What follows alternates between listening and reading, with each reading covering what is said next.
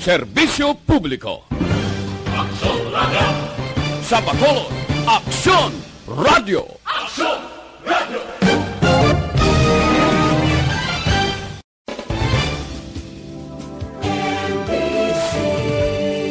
Manila Broadcasting Company. Sa balita, komentaryo, isyu,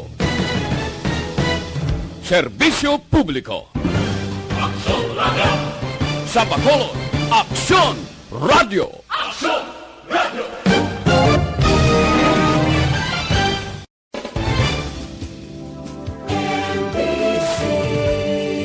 Manila Broadcasting Company. Sa balita, komentaryo, isyu, serbisyo publiko. Aksyon Radio! Sa Bacolod, Aksyon Radio. Aksyon Radio!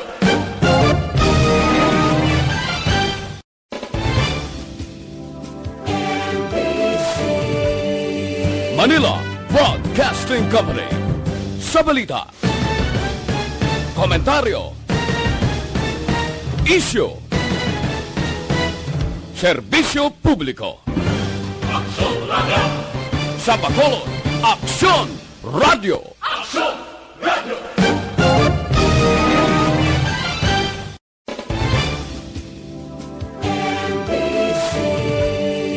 Manila Broadcasting Company. Sa balita, komentaryo, isyu, serbisyo publiko. Aksyon Radio! Sa Bacolod, Aksyon Radio. Aksyon Radio!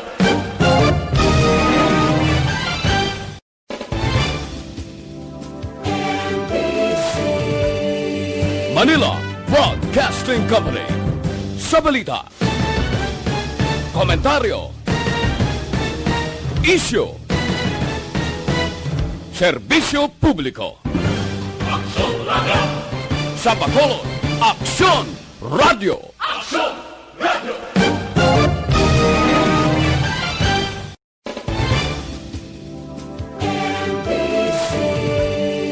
Manila Broadcasting Company. Sa balita, komentaryo, isyu, serbisyo publiko. Aksyon Radio!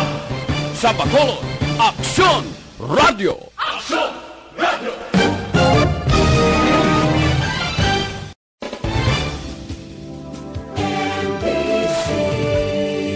Manila Broadcasting Company. Sa balita, komentaryo, isyu, serbisyo publiko. Aksyon Philippine Standard Time, las 6:38. This time check is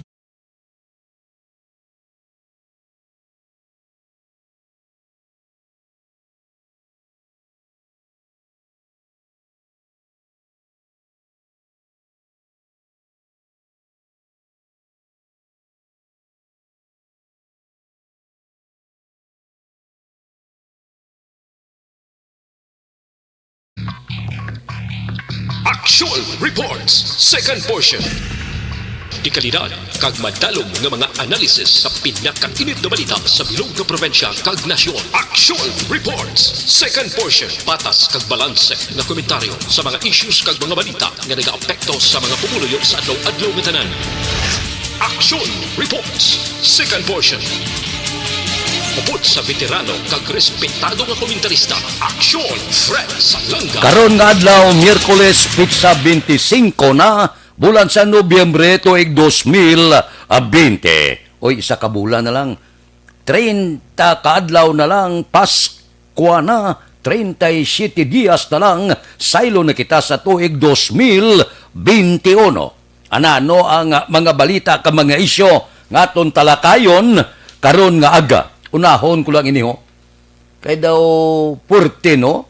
Si COVID-19, bisan ang kostumbre kag tradisyon sang Pinoy daluyag ya pailisan nga ang datos sang aton sini maninilag sa COVID-19 sa siyudad sa Bacolod, kung pamatian ta kahapon si Vice Mayor Elcid Pamillaran kalabanan sang mga kaso ginreport nga inigo sang COVID-19 ara na sa sulod sang puluyan. Bangod kay ti sa sulod sa puluyan, gabatyag ka nga daw may seguridad ikaw, ang pagsinalayo, ti, sinaot ka mo da, inaksanay ka mo da, kay ti, mga kabataan, ginikakanan, daw wala lang, kay man ti, may gabatyag gablang nga daw may seguridad ikaw sa sulod sa puluyan. Tiyan mo na siling ni Vice Mayor Elcid Pamillaran, nga kinanglan, subong, bisan sa sulod sang puluyan, kinahanglan magtuman sang mga protokol.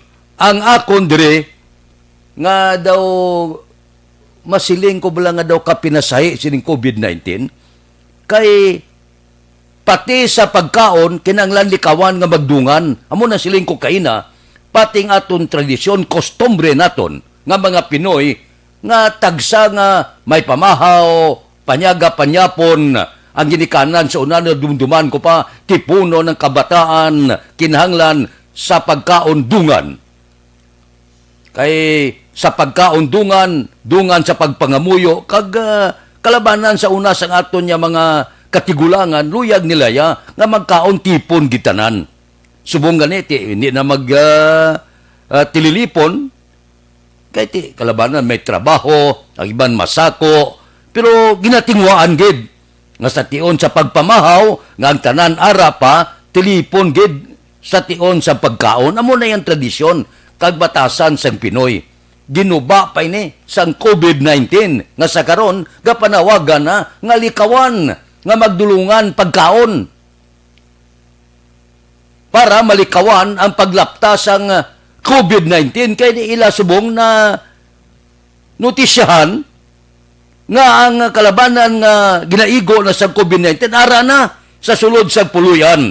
Ambot silingon da may rason man bangod ti piling seguridad ikaw, nga pamilya mo nga ara sa sulod, ti kalaman ginigo, ara sa sulod, sang puluyan. Ako ya, saksi man ako sini, kami isa man kita kaabyan, close ka abyan gid, nga napatay, nga ara sa sulod, sang ila puluyan. Pila na ni kabilog, ana notisyahan ko. Tiyan mo na, nga kinanglan, suno kay Vice Mayor Elcid Pamillaran, nga daw gaupon man ako, sa iya sinipananawan, nga temporaryo gubon tanay ang pagbinatasan, tradisyon, kostumbre, nga magululupod, pamahaw, panyaga, panyapon, likawanta nga magdungan. Mati magasto ni, kay putak-putak mo. Kaon ka una, dason ng mga kabataan, kaon ng iban, ba magastos pagkaon kang sudani. Sa una ay dululungan ka para mapartida. Dungan butang slamisan niya, imuni, partidaon, tani. Tisubongon, kadabis mo pong ko lain-lain, ba daw buslot bulsatas ni porte ni nga gasto mo nga kada oras lain nagapungko ay porte. Grabe si COVID-19 ba, pating aton nga pagbinatasan nga Pinoy ginuba ya pa. Aksyon Radio Philippine Standard Time las 6:43. Mabalik kami pagkatapos ini.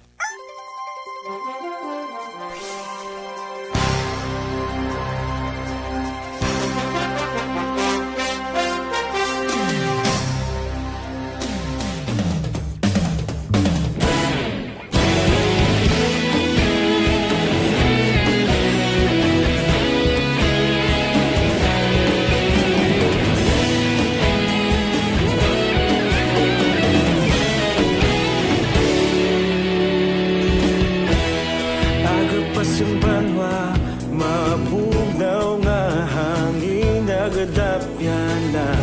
Ikaw na ang ginapamatian namon ginasandigan. Tingog sang probinsya, kamatuuran ginapalap na. Minsay nga may dala, paglaom kag kasanan. Nagligan, ikaw gihapon ang ako nga istasyon sa pagbudlak sang adlaw sa pagtuhaw sang biton mga balita istasyon, Aksyon Radyo. Bacolod man sa gihapon, padayon Aksyon Radyo. Bacolod saludo sa imo, padayon Aksyon Radyo. Salamat sa pagserbisyo. Patas kag balanse, matuod nga mensahe, wala sang ginadampingan. Padayon Aksyon Radyo.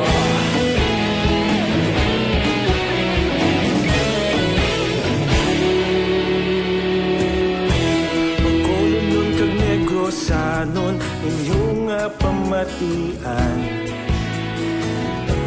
Istasyon nga nagapalaplag sang kamatuoran.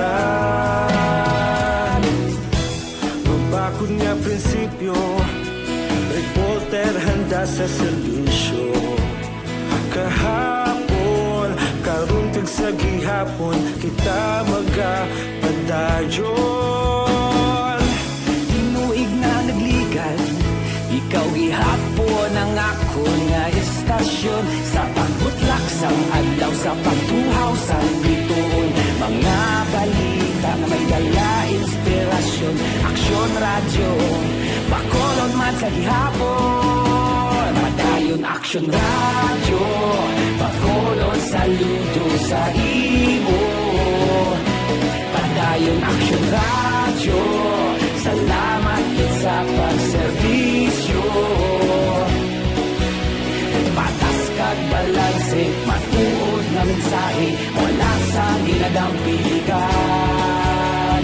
Padayon Aksyon Radyo.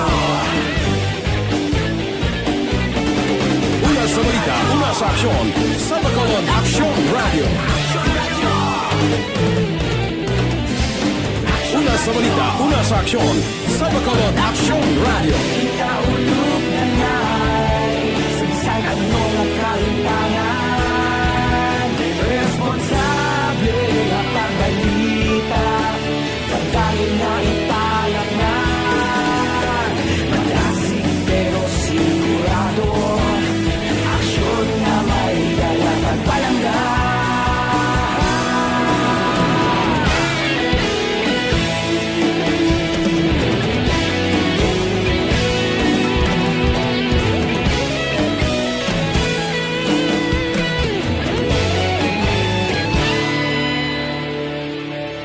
Padayon Aksyon Radyo, Bacolod saludo sa imo. Padayon Aksyon Radyo, salamat gid sa pagserbisyo. Padayon Aksyon Radyo, Bacolod saludo sa imo.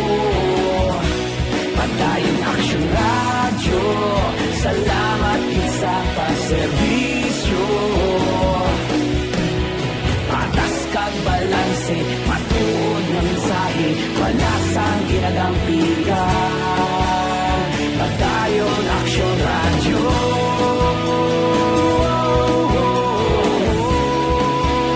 Padayon Aksyon Radyo.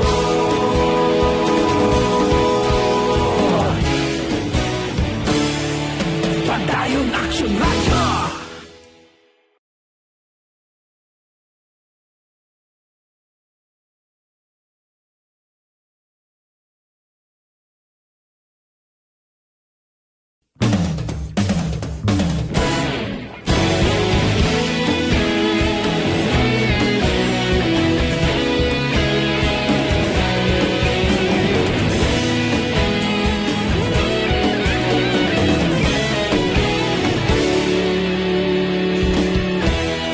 Agapasumbanwa, mabugnaw nga hangin nagadapyan na. Ikaw nang ginapamatian namon ginasandigan. Tingog sang probinsya, Yung Philippine Standard Time, las 6:49 na. Kung hindi ka maka-ersisyo kay malain ng panahon, hindi lang magkalipat.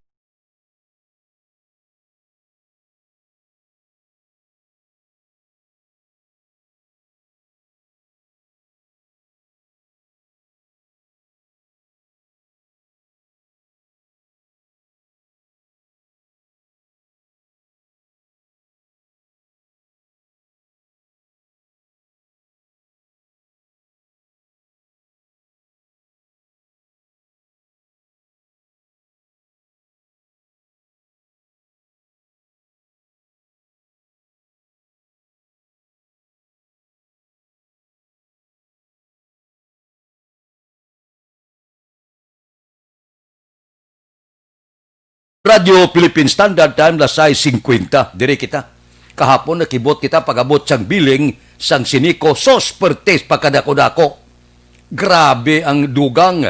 Kon ang bill mo abi mga 8,000, galambot tag 11-12,000. Porte ang saka. Ambot ko na notisyahan nyo ini, mga konsumidor.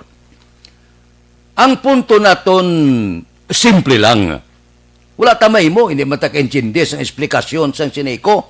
Pero, nakaibalo kita nga mapataas sila, kadako-dako mga 72 sentimos na per kilowatt kada oras, purtis pagkadako. Ang gina-question naton, simple lang. Kung amo hindi kadako, wala ka mahimo. Kung hindi ka magbayad, utdan ka suga. Ang akon lagi na reklamo amo ni. Nga kadako sang balaran, kung sumahon ko, kung lang taon ko, pating kinawat gagamit sa siniko, kita ang gabayad. Na hindi ko maintindihan. Wala ginabantayan gustong ilang mga gamit. Kag nga ang tanan niya nga kinawatan, ang tanan nga kadula nga gamit sa siniko, nga ipapasaan nyo sa konsumidor. Daw, hindi naman bagay bala. Daw kalain na yan ang kinawat, kaya nyo ginapabantayan ang gamit nyo na, pagkatapos kawatan ka mo niya. Sige lang ka mo hala, patong lang ka mo nga patong sa konsumidor. Inyo obligasyon nga bantayan ang gamit nyo. Damo ang kinawatan, ipatong sa konsumidor. Hamak mo bayran na mo niya, ang tanan nga kinawatan na sang gamit nyo. Wala nyo ginabantayan, patapos mabayran nyo sa amon kung, ay ano nga, amo lang ang, daw hindi ko maintindihan. May tani kung ang patay siga nyo, tion nga manugbayad na, nga perting brown out tatlo ang brown out, hindi ka kaintindi, hindi mo ma-unplug ang imo sini, mga appliances, guba TV mo, guba rep mo, computer mo, kag iban mo. May tani na, kung ginahimo inasang siniko, nga patay siga, pagkatapos may aramas lang nga release, gasiling okay, ang nagkaluguba nyo nga mga materyales, guba nyo nga mga kagamitan, kag iban pa, bayran namon. Damay man tani, no? Do pareho bla? Ang ginguba na, bayran nila. Ang kinawatan sang gamit sa siniko, bayran naton. May dutay matanga kompensasyon bla, balos-balos lang. Ang kinawat, ipatong nyo sa amon. Ang guba namon nga appliances, tugas ang inyo, wala, pulos nga kasi serbisyo, bayran man ninyo. May tani. Tita tanang gapasan, kumaguba, wala mas lalabot. Amo lang ang ginapamangkot ko, nga pating kinawatan, itungtong niyo sa baga, sang konsumidor. Inyo niya sala, nga wala ka mo gamantay sang gamit ninyo. Kaya kung mimbro nga konsumidor, hindi nga mimbro sang konsumidor man, sa magpasaka ka mo ni, nagtawag ka mo, sang pagsinapol sa konsumidor, wala giday. Gulpi lang, masiling ka mo, pasaka ka mo. Di, konsumidor ko no, kay mimbro sang kooperatiba, nga pinagusto lang ka mo daw, labot ang konsumidor, patong lang ka mo nga patong sa balaran. Ay, puro Diyos, puro Santo. O daw, hindi naman amo. Abi kita nga konsumidor, kung daw tamaan na kita, ginakastigo kita, may COVID-19 pa. May guro tawag ta sa 3-8 ay. Ka mag-report to, Mr. President, na tamaan na kami diyo. Pwerte na ang kapigaduhon, ginabakol pa kami isang balaran sa kuryente. Hindi maintindihan, pati kinawatan sang kuryente, sa amon ginatungtong, akalain. Aksyon Radio Philippine Standard Time, lasay 53. Mabalik kami pagkatapos ini.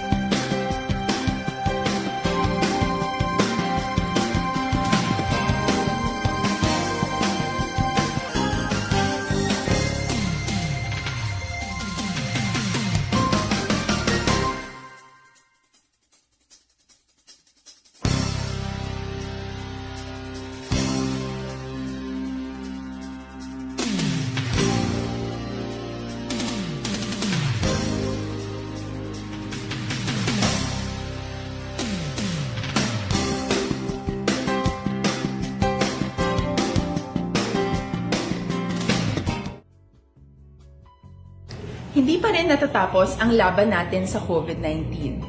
At sa labang ito, isa sa pinakamahalagang armas natin ang tamang impormasyon. Importanteng maalam tayo kung paano ba natin mababawasan ang tsansang mahawaan tayo ng COVID-19. Pero, ano nga ba ang alam natin ngayon tungkol sa pagkalat ng COVID-19? Base sa kasalukuyang pag-aaral, ang COVID-19 ay sumasama sa droplets sa tuwing may umuubo, bumabahing, kumakain, nagsasalita, o kahit sa paghinga. Kadalasan, hindi natin namamalayan ang pagtalsik ng mga droplets na ito dahil hindi sila nakikita. Ano naman ang magagawa natin para maibaba ang exposure natin o tsansang magka-COVID? Kailangan nating maibaba ang exposure mula sa virus tuwing nakikipagsalamuha tayo sa iba. Isa sa pinakamainam na tool ang face mask upang mabawasan ang ating exposure at ang pagkalat ng COVID-19. Kaya naman, face mask ang bida topic natin for today. Binabawasan ng mask ang tsansang makahawa at makapanghawa tayo sa ibang tao. Ayon sa current studies, kaya nitong bawasan ang ating risk of infection ng 67%. Ngayon, napakadami ng face mask na available para sa atin. Ika nga options, options, options. So, how do you get to decide which one to use? I-ready ang inyong mga phone at i-screenshot ang mga comparison na ito ng iba't ibang mask.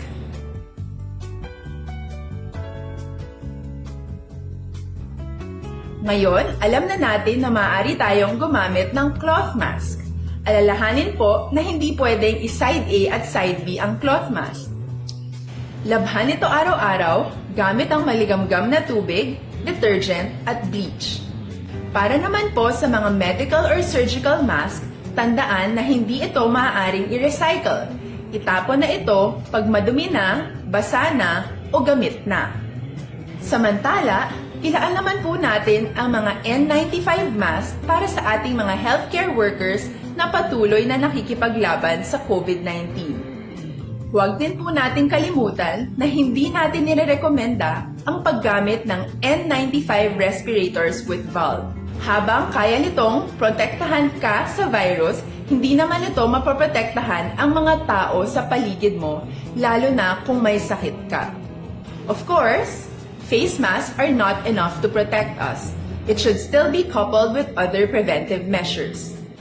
According to studies, kung magsuot ka lang ng mask at didistansya ng at least 1 metrong layo sa iba, mababawasan na agad ang tsansa mong makahawa at mahawaan, kaya ituloy lang natin ang pagprotekta sa ating mga frontliners at komunidad sa pamamagitan ng pagiging bida. B. Bawal walang mask. I. Isanitize ang mga kamay at iwas hawak sa mga bagay. D. Dumistansya ng hindi bababa sa 1 metro. At A. Alamin ang tamang impormasyon. Lahat tayo ay may responsibilidad sa isa't isa na bawasan ang risk nating makuha ang virus. Ang pagsunod sa ating minimum health standard ay isa ring paraan para sabihing nirerespeto kita at gusto ko pareho tayong ligtas.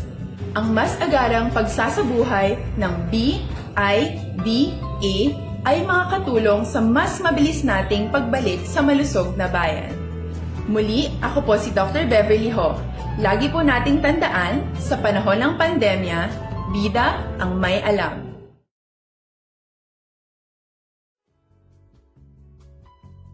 Hindi pa rin natatapos ang laban natin sa COVID-19. At sa labang ito, isa sa pinakamahalagang armas natin ang tamang impormasyon. Importanteng maalam tayo kung paano ba natin mababawasan ang tsansang mahawaan tayo ng COVID-19. Pero, ano nga ba ang alam natin ngayon tungkol sa pagkalat ng COVID-19? Aksyon nga ginatawag. Ginakwestiyon na nila ang Malacanang. Ginakwestiyon na si Presidente Rodrigo Duterte. Sila niya 26 ka mga na-involve sa korupsyon sa BIR Hingadlan, ang Bureau of Immigration, ang mga nasangkot na umid sa korupsyon, pagalawago ng ngalan, pag-abot sa mga mamalida, kipot bibig sang Malacanang, kipot bibig sang presidente. Hindi iya malawag ang mga ngalan.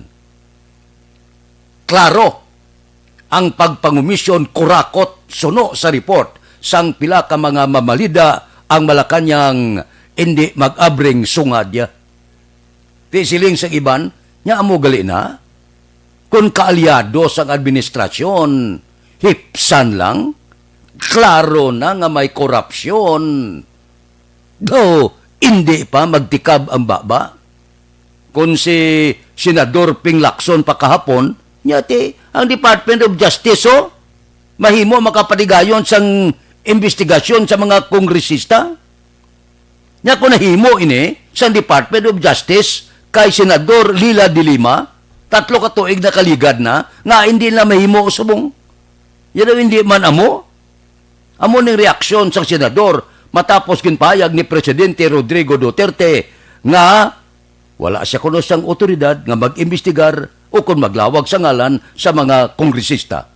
Kasiling sa mga senador kag iban pa nga sektor, kung iban galiya lawagon mo, anay kay mga kaalyado mo, hindi kaya maglawag kung may irregularidad giman. Tinatabo kay Lila de Lima, inarangkan nyo man. Karon niya kay mamalhida ang ginatudlo nga mga may mga korupsyon perting mangurakot.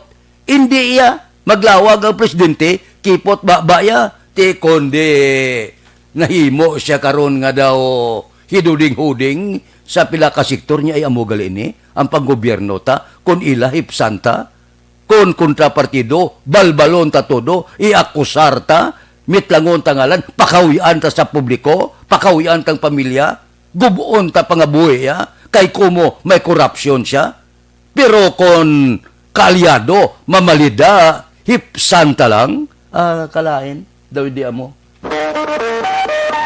Aksyon Radio Philippine Standard Time, La City 2. Mabalik kami pagkatapos ini.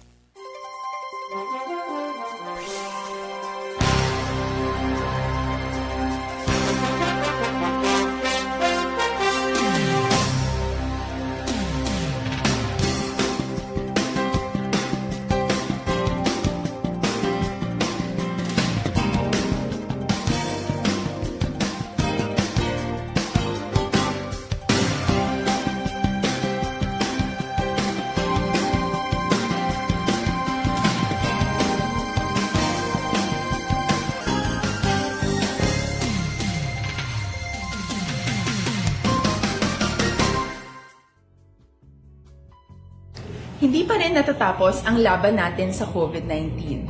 At sa labang ito, isa sa pinakamahalagang armas natin ang tamang impormasyon. Importanteng maalam tayo kung paano ba natin mababawasan ang tsansang mahawaan tayo ng COVID-19. Pero, ano nga ba ang alam natin ngayon tungkol sa pagkalat ng COVID-19?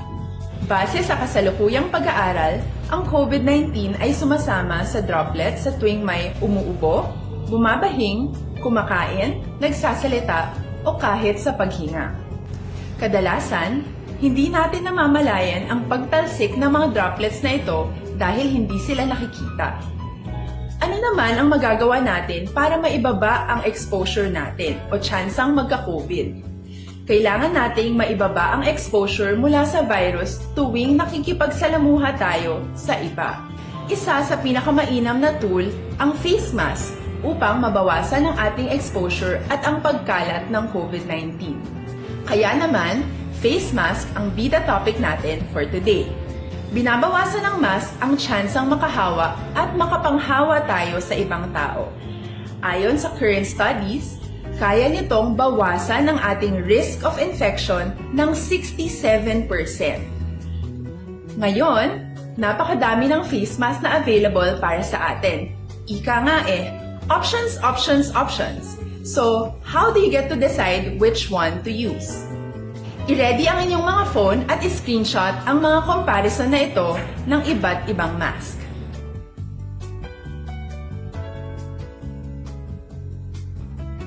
Ngayon, alam na natin na maaari tayong gumamit ng cloth mask.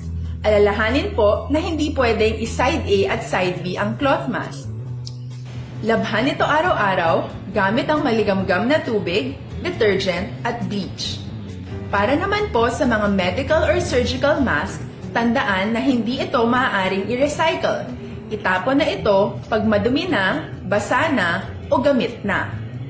Samantala, ilaan naman po natin ang mga N95 mask para sa ating mga healthcare workers na patuloy na nakikipaglaban sa COVID-19.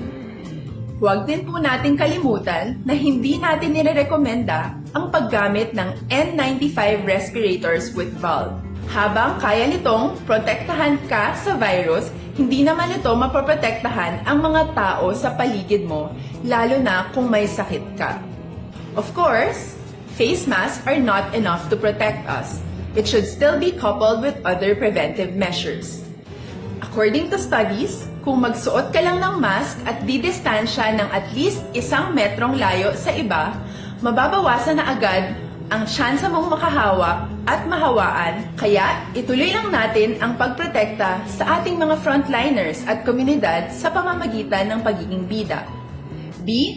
Bawal walang mask. I. Isanitize ang mga kamay at iwas hawak sa mga bagay. D. Dumistansya ng hindi bababa sa 1 metro. At A. Alamin ang tamang impormasyon. Lahat tayo ay may responsibilidad sa isa't isa na bawasan ang risk nating makuha ang virus. Ang pagsunod sa ating minimum health standard ay isa ring paraan para sabihing nirerespeto kita at gusto ko pareho tayong ligtas. Ang mas agarang pagsasabuhay ng B, I, D, A ay makakatulong sa mas mabilis nating pagbalik sa Aksyon Radio Philippine Standard Time, La City Size, standby na sa aton Aksyon Balita Morning Edition. Liwat magadulong sa aton sa mga balita lokal, national, international, sports, kag artista. Upod kita kay Aksyon Boy Duran, kag Aksyon Dorel Cabato, Aksyon Fred Salanga, una sa balita, una sa aksyon, sa Bacolod, Aksyon Radio. Aksyon Radio! Sa Bacolod, Aksyon Radio! Action! Radio!